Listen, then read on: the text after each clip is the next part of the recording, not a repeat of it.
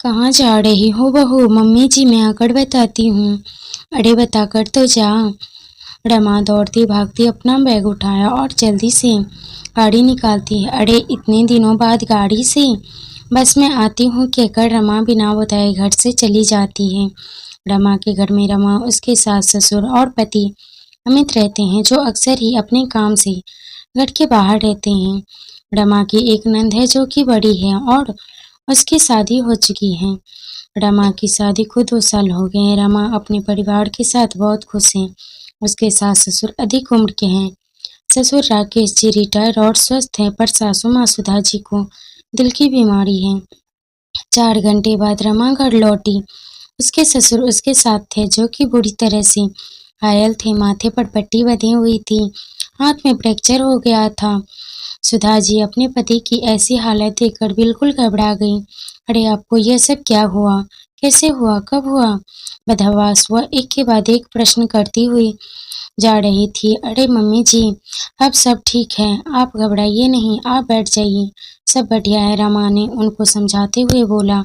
राकेश जी भी बोले, मैं बिल्कुल ठीक हूँ, बस यह हेयर लाइन फ्रैक्चर है जो कि जल्दी ही ठीक हो जाएगा। सिर पर थोड़ी गहरी चोट है, कुछ टाँके आए हैं जो कुछ दिनों में कट जाएंगे। राकेश जी ने सुधा जी को बोला। सुधा जी घबराहट के मारे रोने लगी, फिर बोली, अरे पर यह सब कैसे हो गया? मुझे तो किसी ने कुछ बताया ही नहीं।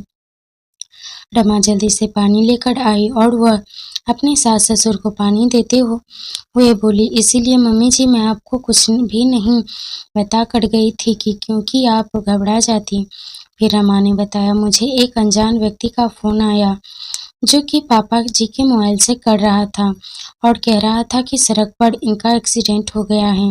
इन्होंने यह नंबर दिया आपको बात करने को, तो मैं आपको फ़ोन कर रहा हूँ मम्मी जी, इसलिए बिना बताए आपको मैं चली गई। यदि मैं आपको बताती तो आप घबरा जाती। घबरा तो मैं गई भी हूँ, लेकिन मुझे तो हिम्मत दिखानी थी ना। वैसे भी अमित शहर में नहीं है। सुधा अपनी प्यारी बहू रमा की बातें सुन बहुत ही गर्व महसूस कर रही थी। उन्होंने कुछ सोचते हुए लंबी सांस भरते हुए कहा, अच्छा है तूने साल भर पहले ही ड्राइविंग सीख ली थी, देख काम आ गई। हाँ मम्मी जी, कुछ दिनों से मुझे गाड़ी चलाने से मुझे कॉन्फिडेंस भी आ गया था और पापा जी का एक्सीडेंट वीरान जगह पर हुआ था, वहाँ पर आने जाने के ज़्यादा साधन नहीं दिख रहे थे। और हाँ, अपनी गाड़ी से मैं यही समय पर पहुंच गई। डॉक्टर ने बोला आप इनको और थोड़ा देर लाती तो काफ़ी ब्लीडिंग हो जाती, फिर इनको कोमा में जाने का डर था। सर पर गहरा घाव है, पर चिंता की कोई भी बात नहीं है। डॉक्टर ने सीटी स्कैन करके बता दिया कि सब सही है। रमा ने हंस के समझाते हुए अपनी सासू माँ को बताया। सुधा जी भी रमा को देखकर खुशी से मुस्कुराने लगी। आज उनकी बहू ने इतनी समझदारी से एक बेटे जैसा काम किया। राकेश जी को देखने 2 दिन बाद पड़ोस के वर्मा जी आए। उनकी बहू बैंक में जॉब करती थी। उनको अपनी बहू पे कि इस बात पर बड़ा गर्व था कि बेटा बहू दोनों ही कमाते हैं और वह बातों बातों में अपनी बहू की कमाने की तारीफ करते ही रहती है और कहीं न कहीं रमा को नीचा दिखाने की कोशिश करते। अमित की भी बिल्कुल इच्छा नहीं थी कि रमा नौकरी करे। पढ़ी लिखी तो थी, पर अमित कहता था कि तुम घर में ही रहो, नौकरी करने के लिए मैं काफ़ी हूँ। तुम मेरे माँ बाप को अपना ध्यान रखो, खुश रहो और ज़िंदगी का मज़ा लो, मेरे लिए यही काफ़ी है। रमा को भी नौकरी करने का कोई खास इच्छा नहीं था। उसे अपनी सीधी सरल ज़िंदगी पसंद थी, इसीलिए उसने भी नौकरी करने की कोई भी जिद नहीं की। वह अपने सास ससुर के साथ मज़े से घर में आराम से रहती थी। उस दिन भी वर्मा जी अपनी बहू की तारीफ कर रहे थे। उनकी बातों से अब रमा थोड़ी हर्ट होती थी।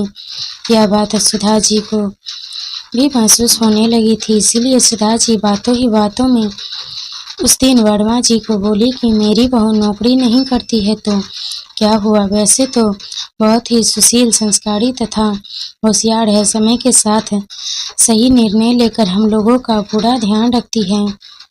आज राकेश जी हम लोग के सामने हैं तो सिर्फ रमा की वजह से। डॉक्टर ने बताया कि यदि थोड़ी और देर हो जाती तो राकेश जी का बचना मुश्किल था।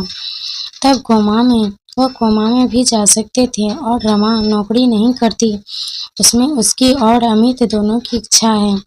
जरूरी नहीं है कि घर में सभी लोग नौकरी करें।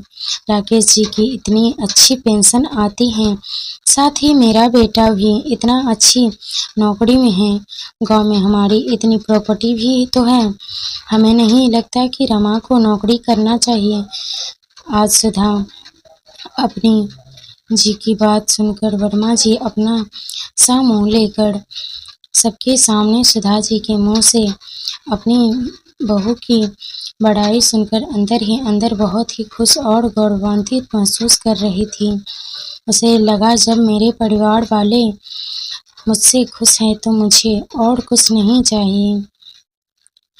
तभी सुधा दोस्तों, आज समाज का प्रचलन हो गया है कि जो लोग नौकरी करते हैं वो लोग उनको ऊंचा दर्जा देते हैं, पर ये मन की इच्छा और पति पत्नी का मिलकर लिया गया फैसला होता है।